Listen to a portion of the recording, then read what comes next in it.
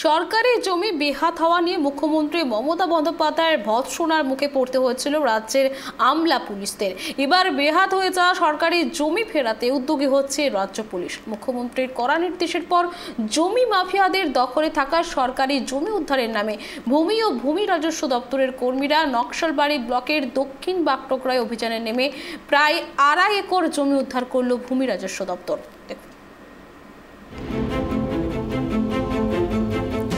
জমি জবরদখল নিয়ে কড়া নির্দেশ দিয়েছিলেন মুখ্যমন্ত্রী মমতা বন্দ্যোপাধ্যায়। তারপরেই নড়ে চড়ে বসে বিভিন্ন দপ্তর, জেলায় জেলায় অভিযান চালাচ্ছে পুলিশ। আর এবার সরকারি জমির তথ্য ভাণ্ডার তৈরি করার নির্দেশ দিলেন ভূমি রাজস্ব দপ্তরের অতিরিক্ত মুখ্য সচিব মনোজ পন্ত।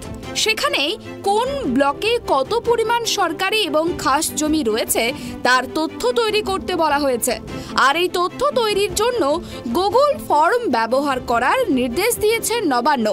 সোমবার নবান্নে মুখ্যমন্ত্রীর কড়া নির্দেশের পর জমি মাফিয়াদের দখলে থাকা সরকারি জমি উদ্ধারে নামে ভূমি ও ভূমি রাজস্ব দপ্তরের কর্মীরা নকশালবাড়ি ব্লকের দক্ষিণ বাগডোগরায় অভিযানে নেমে প্রায় 2.5 একর জমি উদ্ধার করল ভূমি রাজস্ব দপ্তর। তবে এই জমিগুলির মালিকানা দাবি না করায় এদিন কোনো ধরনের অপ্রীতিকর ঘটনা ঘটেনি। জানা গিয়েছে বাগডোগরা বিমানবন্দরের ঠিক পেছনেই দক্ষিণ বাগডোগরা মৌজার ভুট্টা বাড়িতে প্লট নাম্বার 296 দাগের প্রায় 2.57 একর জমিটির চারিপাশ খতিয়ানভুক্ত হলেও মধ্যের অংশটুকু খাস জমি হিসাবেই চিহ্নিত ছিল।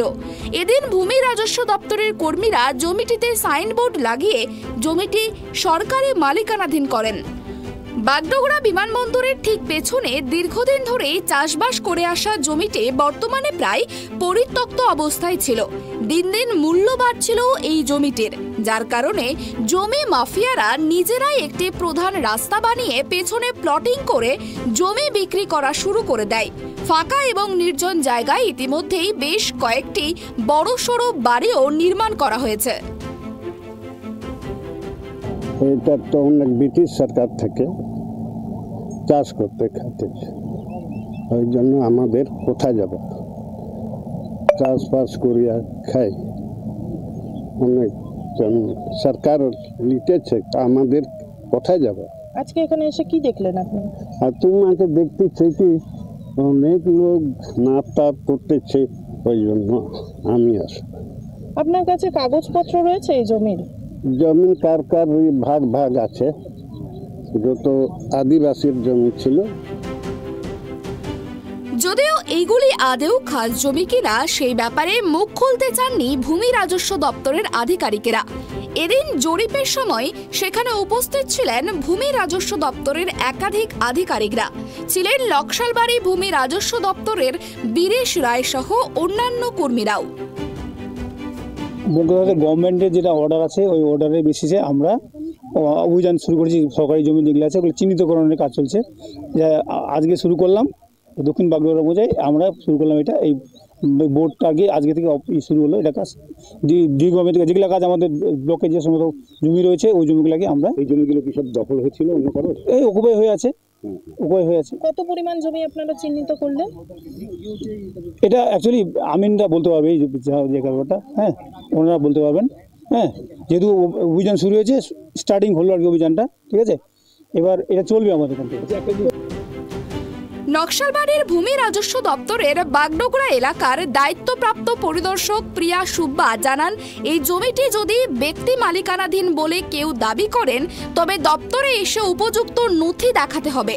আপাতত সরকারি খাস জমি বলেই তারা নিজেদের দখলে নিলেন সেটিকে।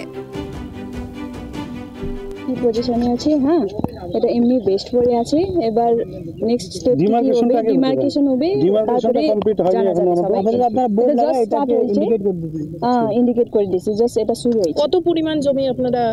পরিমাণ তো উনি যেরকম উনি বলে দিয়েছে ওইটুকুই আছে।